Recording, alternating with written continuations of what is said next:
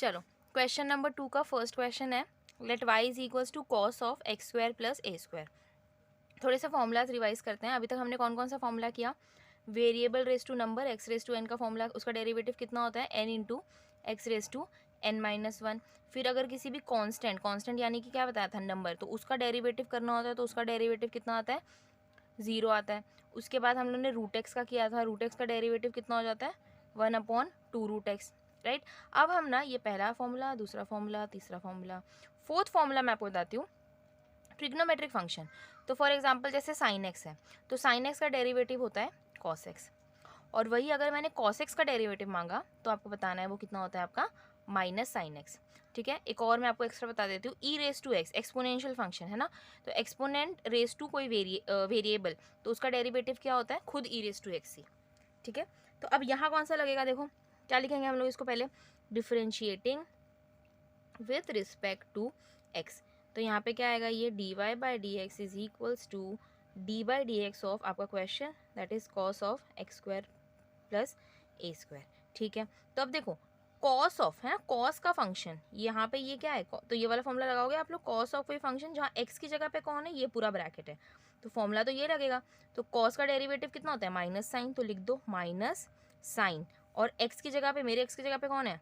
X square plus a square, but ये तो x की जगह पे है, मैंने इसको एक्स माना, तो उसको हम क्या करेंगे फिर से डेरिवेट करेंगे, और वो जो डेरिवेटिव लेंगे वो मल्टीप्लाई में चलेगा, तो x square plus a square को क्या करना पड़ेगा फिर से डेरिवेट करना पड़ेगा, तो माइनस साइन ऑफ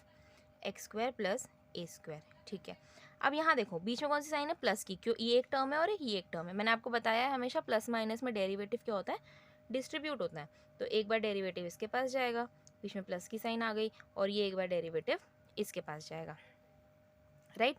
तो ये क्या हो गया, यहाँ पे जो आंसर यहाँ पे पहले आया है वो तो वैसा का वैसा लिखेंगे हम लोग, यहाँ तक लिख दिया।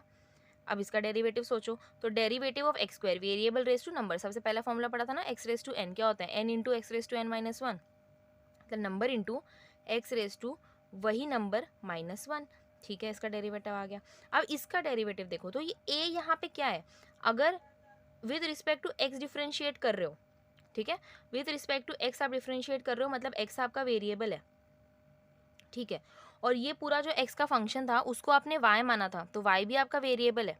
लेकिन उसके अलावा जो भी लेटर्स है, ये वाई आपने माना एक्स के टर्म को, इसीलिए वाई भी वेरिएबल हो गया। एक्स तो ऑलरेडी वेरिएबल था क्योंकि विद रिस्पेक्ट टू एक्स आपको डिफरेंशिएट करने बोला गया है क्वेश्चन में, तो एक्स और वाई हमारे वेरिएबल हो गए, लेकिन उसके अलावा अगर स्पेसिफाई नहीं किया है तो बाकी जो भी लेटर है वो क्या हो गया आपका कांस्टेंट हो जाएगा, मतलब नंबर हो जाएंगे, तो ये ए स्क्वायर क्या हो गया इस केस में नंबर हो गया, और किसी भी कांस्टेंट का डेरिवेटिव 0। तो अभी आप लोग बोलोगे ये स्क्वायर है, तो कोई बात नहीं, जैसे फॉर एग्जांपल अगर ए का वैल्यू 9 होता तो 9 का स्क्वायर कितना होता है 81, वो भी तो नंबर ही है ना, तो ए स्क्वायर क्या है